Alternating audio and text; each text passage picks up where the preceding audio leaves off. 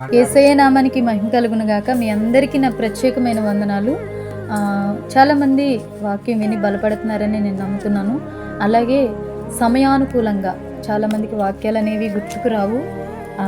ఇలా గుర్తు చేయాలి అనే ఉద్దేశంతోనే ఈ మాటలు మీకు రాయడం జరుగుతుంది. ఈరోజు వాక్యం ద్వారా ఏం నేర్చుకోబోతున్నామంటే, దేని యందు మనం సంతృప్తి చెందాలి, దేనిని మనం విసర్జించాలి, దేనిని పొందుకోవడానికి ప్రయాసపడాలి అనే దాని మీద మనం ఒకసారి చూద్దామండి. దేని యందు మనం సంతృప్తి చెందాలి అంటే, సంతుష్టి సహితమైన దైవభక్తి గొప్ప లాభ సాధనమై ఉన్నది. 1 తిమోతికి రాసిన పత్రిక 6వ వచనంలో రాయబడింది. మనం సంతృప్తికరమైన భక్తి చేయగలిగితే ఆ భక్తి మన శ్రమలలో ఓర్పు కలిగి ఉండడం నేర్పిస్తుంది. అలాగే ఓర్పు ఎన్నో పరీక్షలు రాయడానికి సహాయపడుతుంది. పరీక్షలు రాసిన మనకు నిరీక్షణ కలిగి బ్రతకడం నేర్పిస్తుంది.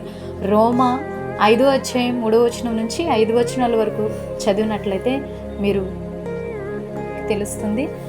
దేనిని మనం విసర్జించాలి, ధనాపేక్షను విసర్జించు వారమై ఉండాలి. ఎందుకనగా ధనాపేక్ష సమస్తమైన కీడులకు మూలం. కొందరు దానిని ఆశించి విశ్వాసము నుండి తొలగిపోయి నానా బాధలతో తమ్మును తామే పొడుచుకునిరి. విశ్వాసము మీద ఆధారపడిన వాడు దేవుని మీద ఆనుకుంటాడు. ధనము మీద ఆధారపడిన వాడు వాని మనస్సు దాని మీదే ఆధారపడుతుంది.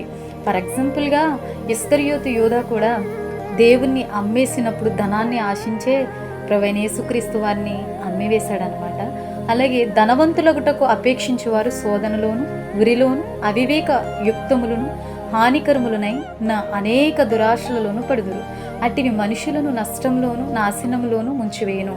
1 తిమోతికి రాసిన పత్రిక 6వ అధ్యాయం 9వ వచనంలో రాయబడింది. అలాగే ఇంకొన్ని రిఫరెన్స్లు మీకు చెప్పాలని ఆశపడుతున్నాను.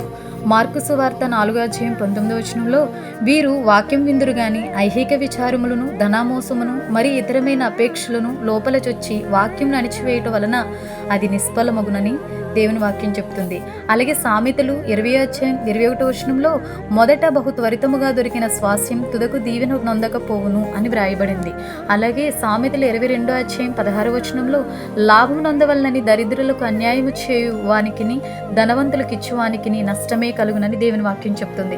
అలాగే సామెతలు 23వ అధ్యాయం 4వ వచనంలో, ఐశ్వర్యం పొంద ప్రయాసపడకుము, నీకు అట్టి అభిప్రాయం కలిగినను దాన్ని విడిచిపెట్టుము అని దేవుని వాక్యం సెలవిస్తుందండి.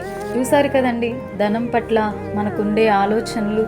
చాలామంది ధనాన్ని ఆశించి దేవుని మందిరానికి కూడా దూరం అయిపోతూ ఉంటారు. ఆ దేవుని మందిరం కంటే ధనమే ముఖ్యమని ప్రయాసపడేవారు కూడా చాలామందే ఉంటారు. సో ఇవన్నీ మిమ్మల్ని నిత్యత్వంలోకి తీసుకెళ్ళాలనేది నా అభిప్రాయం. దేవుని వాక్యం కూడా అదే చెప్తుంది.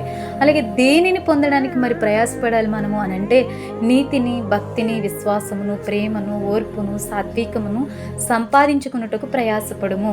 ఇవి మనలను లోకానికి వేరు చేసి నిత్యత్వంలోకి నడిపిస్తాయి. 1 తిమోతికి రాసిన పత్రిక 6వ అధ్యాయం 11వ వచనం నుంచి 12వ వచనం వరకు రాయబడి ఉంది. విన్నారు కదండి, దేని యందు మనం సంతృప్తి కలిగి ఉండాలి, దేనిని మనము విసర్జించాలి, దేనిని పొందుకోవడానికి ప్రయాసపడాలి. విన్నారు కదండి, ఈ 3 అనుభవాల గుండా కొన్ని వాక్యాలను మనం నేర్చుకుని ముందుకు వెళ్ళడానికి ప్రయాసపడదాం. నిత్యరాజ్యానికి చేరుకునే క్రియలు కలిగి బ్రతుకుదాం. దేవుడి మాటలు మీ హృదయంలో ఫలింపచేసి అనేకులకు ఆశీర్వాదకరంగా ఈ మాటలు ఉంటాయని ఆశపడుతూ, దేవునికి మహిమకరమైన ఈ పరిచర్య ఘనముగా ఉండునుగాక. దేవుడు మిమ్మల్ని దీవించునుగాక.